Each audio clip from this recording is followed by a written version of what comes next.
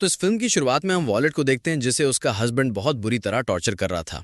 इन दोनों की बहस से ये साफ होता है कि ऐसा पहली बार नहीं हो रहा था। अब वॉलेट तंग आ चुकी थी।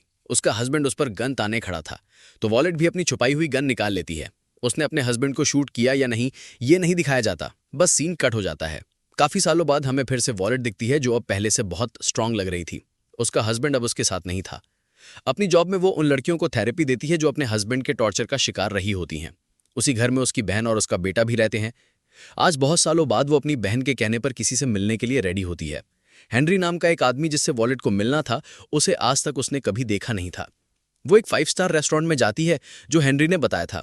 वहां जाते ही उसकी एक आदमी से टक्कर हो जाती है, लेकिन वो उस पर ध्यान नहीं देती और बाहर एक साइड पर जाकर बैठ जाती है। वहां उसकी वेट्रेस से थोड़ी बात होने लगती है। तभी उसके पास एक बूढ़ा आदमी आता है जिसका नाम रिचर्ड था। वो वॉलेट को किसी और नाम से बुलाता है। वॉलेट हैरान होकर उसे देखती है। असल में रिचर्ड उसे अपनी किसी पुरानी फ्रेंड समझ रहा था जो अब तक वहां नहीं पहुंची थी।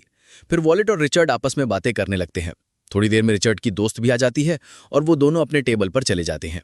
यहाँ वॉलेट नोटिस करती है कि कोई उसे ड्रॉप्स भेज रहा था, यानी बिना किसी नंबर के उसे पिक्चर्स और मैसेज आ रहे थे। ड्रॉप्स सिर्फ वही भेज सकता था जो उसके बहुत करीब बैठा हो। वो इर्द गिर्द नजर दौड़ाती है, लेकिन सबके फोन एक जैसे थे। उसे समझ नहीं आता कि कौन भेज रहा है। तभी हेनरी भी वहां आ जाता है और वॉलेट का ध्यान उसकी तरफ चला जाता है। अब दोनों अपने टेबल पर बैठते हैं और आपस में फॉर्मल बातें करने लगते हैं। हेनरी जब वॉलेट से उसके बेटे के बारे में पूछता है तो वॉलेट को ख्याल आता है कि कहीं उसकी बहन का कोई मैसेज तो नहीं आया। लेकिन जब वो अपना फोन चेक करती है तो देखती है कि अभी भी बहुत सारे ड्रॉप्स आए हुए हैं। वो ये बात हेनरी को भी बता देती है। हेनरी भी चारों तरफ देखता है क्योंकि उसे भी लगता है कि ड्रॉप्स भेजने वाला कहीं आसपास ही होगा। वॉलेट अब इन सबको इग्नोर करने लगती है। लेकिन कुछ देर बाद उसे एक और मैसेज आता है, चेक योर सिक्योरिटी कैमरा। वॉलेट जल्दी से अपने घर के सीसीटीवी कैमरा की फुटेज चेक करती है और देखती है कि उसके घर में कुछ नकाबपोश लोग घुस चुके थे। उसके हाथ में इस टाइम गन भी थी और ये देखकर वॉलेट एकदम डर जाती है। वो हेनरी को कुछ बताने ही वाली होती है कि उसे एक और मैसेज आता है जिसमें लिखा होता है कि इस बारे में किसी को कुछ मत बताओ। घबराकर वॉलेट वहां से उठकर थोड़ी दूर जाती है और पुलिस को कॉल करने की कोशिश करती है। लेकिन तभी अगला मैसेज आता है, तुम्हारा फोन मैंने क्लोन कर लिया है। तुम जो भी करोगी वो मैं देख सकता हूं। पुलिस को कॉल मत करना वरना अंजाम तुम जानती हो। इसी दौरान वो फिर उसी आदमी से टकरा जाती है जिससे पहले भी 2 बार टक्कर हो चुकी थी। वॉलेट फिर उसे इग्नोर करती है और वॉशरूम चली जाती है। वो वहां जाकर दूसरी लड़कियों से मदद लेना चाहती थी, लेकिन तभी उसे फिर से एक मैसेज आता है, कोई चालाकी मत करना। अब वॉलेट समझ जाती है कि उस आदमी की हर जगह उस पर नजर है, इसलिए वो बिना किसी को कुछ बताए वापस अपने टेबल पर आ जाती है और अपने एक्सप्रेशन ठीक करके फिर से हेनरी से बात करने लगती है। अब वो अपने फोन में उसी आदमी से पूछती है, तुम कौन हो और क्या चाहते हो? तो वो आदमी कहता है, तुम्हारे सामने जो हेनरी बैठा है वो एक फोटोग्राफर है, उसके कैमरा का मेमोरी कार्ड निकालकर तोड़ दो। वॉलेट ये काम तभी कर सकती थी जब हेनरी वहां से चला जाता। तो वो चालाकी से अपनी घड़ी उतारती है और बैग में छुपा देती है और हेनरी से कहती है, मेरी घड़ी शायद गिर गई है, क्या तुम ढूंढ कर लाओगे? हेनरी मान जाता है और घड़ी ढूंढने चला जाता है। इसी बीच वॉलेट उसके बैग से कैमरा निकालती है। कैमरा में मेयर की कुछ फोटोज और डॉक्यूमेंट्स थे, यानी करप्शन के सबूत। जो भी था वो वॉलेट से यही सबूत मिटवाना चाहता था। वॉलेट मेमोरी कार्ड निकालती है और वापस कैमरा रख देती है। हेनरी लौट आता है। थोड़ी बातों के बाद वॉलेट फिर से वॉशरूम जाती है और वहां कार्ड तोड़ देती है। फिर उस आदमी को मैसेज करती है, मैंने तुम्हारा काम कर दिया है, अब मेरे घर से अपने लोग हटा लो। लेकिन वो आदमी कहता है, किसने कहा कि काम पूरा हो गया है? अब तुम्हें यहाँ का टोल बॉक्स खोलना है। उसमें एक छोटा कंटेनर है, उस कंटेनर का लिक्विड हेनरी को पिलाना है। वॉलेट समझ जाती है कि यह जहर है, लेकिन वो किसी की जान नहीं लेना चाहती थी। वो साफ मना कर देती है। तभी वो आदमी कहता है, ठीक है, अगर तुम उसे नहीं मारोगी तो तुम्हारा बेटा मरेगा। बस उसका बेटा ही तो उसकी सबसे बड़ी कमजोरी थी। अब वो फंस चुकी थी। मजबूरी में वो हेनरी को मारने के लिए तैयार हो जाती है। डरते हुए वो बाहर निकलती है और उसकी नज़र फिर उसी आदमी पर जाती है जिससे वो 2 बार टकरा चुकी थी। उसे लगता है कि यही आदमी है जो ड्रॉप्स भेज रहा है, लेकिन उससे कुछ कहने से पहले ही वो देखती है कि हेनरी उठ रहा है। वो उसके पास जाती है तो हेनरी कहता है, मुझे लग रहा है तुम मेरे साथ कंफर्टेबल नहीं हो, बार बार बहाने बना रही हो मुझसे दूर जाने के, तो बेहतर यही है कि मैं यहाँ चला जाऊं। ये कह ही रहा था कि वॉलेट उसे रोक लेती है और उसे किस करके कहती है, मुझे तुमसे कोई प्रॉब्लम नहीं है, मैं चाहती हूं कि तुम यही रुको। अभी ये बातें चल ही रही होती है कि पीछे से एक लड़की रोती सी शोर मचाते हुए वहां से चली जाती है। ये वही लड़की थी जो उस ओल्ड मैन रिचर्ड के पास आई थी, जिससे आते ही वॉलेट ने कुछ बातें भी की थीं। ये देखकर वॉलेट को थोड़ा बुरा लगता है और वो आंखों ही आंखों में उसे हौसला देती है। इसके बाद वॉलेट की नजर जाती है उस पियानो बजाने वाले आदमी पर। उसके पास एक बॉल रखा होता है जिसमें लोग पैसे डाल रहे होते हैं। ये देखकर वॉलेट के दिमाग में एक आइडिया आता है। वो अपना एक नोट निकालती है और उस पर अपनी लिपस्टिक से हेल्प मी लिखती है। फिर वेटर को बुलाकर वो नोट उस पियानो वाले तक पहुंचा देती है। वेटर वो नोट उस क्रिस्टल बॉल में रख देता है। वॉलेट की नज़र बार बार उसी बॉल पर जाती है। उसे उम्मीद नहीं होती कि वो आदमी नोट देख पाएगा, लेकिन लकीली उस आदमी की नज़र उस नोट पर पड़ जाती है। नोट पढ़ने के बाद वो किसी को कॉल भी करता है।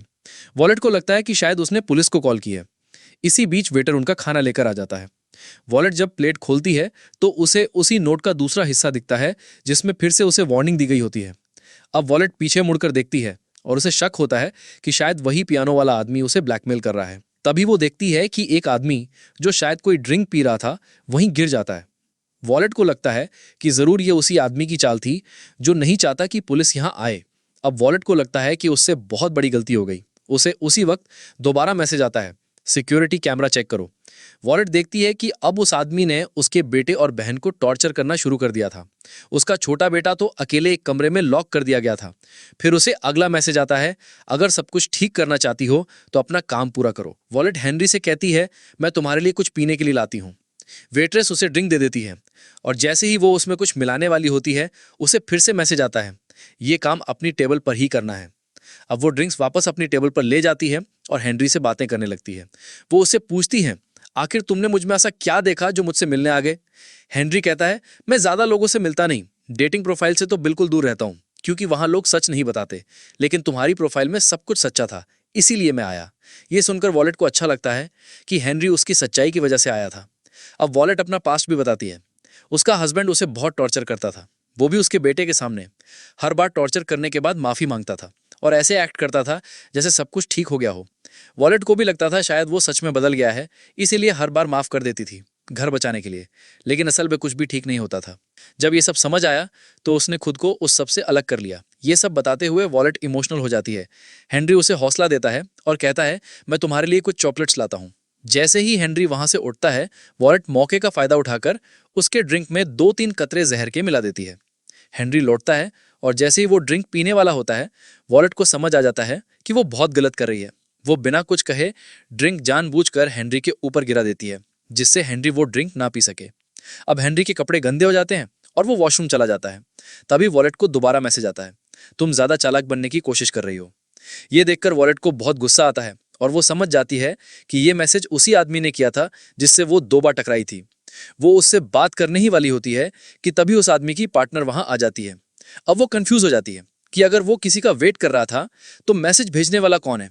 अब वो वेटर्स के पास जाती है और उससे पूछती है, क्या वो आदमी जो सामने बैठा है अक्सर यहाँ आता है? वेटर्स कहती है, हाँ, वो हमेशा यहाँ आता है, हर बार सामने वाली टेबल बुक करता है, लेकिन आज उसे यही टेबल मिल गई। वॉलेट देखती है कि आज उस टेबल पर रिचर्ड बैठा था। ये देखकर उसका दिमाग घूम जाता है। वो 2 ड्रिंक्स लेकर रिचर्ड के पास जाती है और उसे एक ड्रिंक ऑफर करती है। रिचर्ड कहता है, नहीं वॉलेट, मैं पी चुका हूँ। जैसे ही उसने वॉलेट का नाम लिया, वॉलेट का शक यकीन में बदल गया, क्योंकि उसने कभी भी रिचर्ड को अपना नाम नहीं बताया था। वॉलेट पूछती है, तुम्हें मेरा नाम कैसे पता? रिचर्ड हंसता है और उसे सामने वाली कुर्सी पर बैठने को कहता है। फिर कहता है, चलो ड्रिंक करो। वॉलेट जानती थी कि वो अब मना नहीं कर सकती थी। ड्रिंक के बाद वो पूछती है, आखिर तुम चाहते क्या हो? रिचर्ड कहता है, बस एक आखिरी काम बचा है, तुम भी जानती हो क्या करना है, वो पूरा कर दो, मैं तुम्हें और तुम्हारे बेटे को छोड़ दूंगा। फिर मुस्कुरा कर कहता है, वैसे एक बात माननी पड़ेगी, तुम बहुत चालाक हो। हेनरी को ड्रिंक से भी बचा लिया, लेकिन तुम्हारा उससे एक बहुत बड़ी गड़बड़ हो गई थी। बेचारा वो पियानो वाला बेकसूरी मारा गया। वॉलेट कहती है, चलो शुक्र है मैंने तुम्हारा वो नोट देख लिया, अगर मेरी नज़र ना पड़ती तो हम दोनों भी मारे जाते। इन दोनों की यही बातें चल रही होती हैं कि हेनरी भी वहां आ जाता है और रिचर्ड से पूछता है, सब ठीक है ना? वॉलेट जवाब देती है, हाँ ये रिचर्ड है मेरा दोस्त। हेनरी और रिचर्ड एक दूसरे को हेलो कहते हैं। इसके बाद वॉलेट हेनरी को एक ड्रिंक देती है, जो वो वॉलेट के कहने पर पी भी लेता है। वॉलेट फिर कहती है, आप अपने टेबल पर बैठिए, मैं रिचर्ड से थोड़ी सी बात करके आती हूँ। इसके बाद वॉलेट रिचर्ड से कहती है, चलो अब मेरे घर से अपने बंदे को निकालो। रिचर्ड ने देख लिया था कि वॉलेट ने उसका काम पूरा कर दिया है, इसलिए वो अपने बंदे को कॉल करता है और कहता है, काम हो गया है। फिर वो आराम से बैठकर अपना डिनर करने लग जाता है और वॉलेट वहीं बैठकर उसे देखती रहती है। जब वो आधा खाना खा लेता है तो वॉलेट कहती है, मैंने तुमसे झूठ बोला था रिचर्ड, तुम्हारे ड्रिंक में जहर नहीं था। ये सुनकर रिचर्ड को समझ आ जाता है। वो अपने खाने को घूरता है और उसे याद आता है वो पल जब वो हेनरी को ड्रिंक पीते हुए देख रहा था और उसी वक्त वॉलेट ने उसकी नज़र बचाकर जहर उसके खाने में मिला दिया था। असल में जो ड्रिंक हेनरी को दी गई थी उसमें कोई जहर नहीं था। अब जैसे ही रिचर्ड को ये बात समझ आती है वो गुस्से में अपनी गन निकाल लेता है। वॉलेट फौरन पीछे की तरफ हटती है और अब सब लोग इनकी तरफ देखने लगते हैं। हेनरी भी ये सब देख चुका होता है। वो वॉलेट को बचाने के लिए उसके सामने आ जाता है। रिचर्ड जैसे ही गन चलाता है गोली हेनरी को लग जाती है। रिचर्ड अब फिर से वॉलेट को मारने वाला होता है, लेकिन तभी पीछे से वेट्रेस आकर उसके हाथ पर हमला कर देती है। उसका हाथ मुड़ जाता है और गोली होटल के कांच से जा टकराती है। अब रिचर्ड को वेट्रेस पर भी गुस्सा आ जाता है और वो उस पर चाकू से हमला कर देता है। बेचारी वेट्रेस भी इस हमले में बुरी तरह जख्मी हो जाती है। फिर वो दोबारा गन लेकर वॉलेट के सामने आ जाता है। इस बार वॉलेट अपने पास पड़ी कोई चीज उठाकर उसकी तरफ फेंकती है। रिचर्ड उससे बचने के लिए साइड में हो जाता है, लेकिन वो चीज पीछे के कांच से टकराती है और पूरा कांच टूट जाता है। तेज हवा के प्रेशर से रिचर्ड खींचता हुआ नीचे गिर जाता है और मारा जाता है। हवा वॉलेट को भी खींच लेती है, लेकिन एंड टाइम पर हेनरी उसका हाथ पकड़कर उसे गिरने से बचा लेता है। बहुत कोशिश के बाद हेनरी वॉलेट को ऊपर खींच लेता है। इस टाइम हेनरी और वेट्रेस दोनों जख्मी थे, लेकिन वॉलेट को सबसे पहले अपने बेटे की फिक्र थी। वो एनके की कार की चाबी उठाकर पुलिस को कॉल करते हुए जल्दी से अपने घर निकल जाती है। घर पर दिखाया जाता है कि वो किडनैपर अब भी वॉलेट के बेटे और बहन को टॉर्चर कर रहा था। वो उन्हें मारने की कोशिश करता है, लेकिन दोनों मिलकर उसे चकमा देते हैं और उसे बाहर धक्का देकर एक कमरे में खुद को बंद कर लेते हैं। लेकिन उस आदमी के पास गन होती है।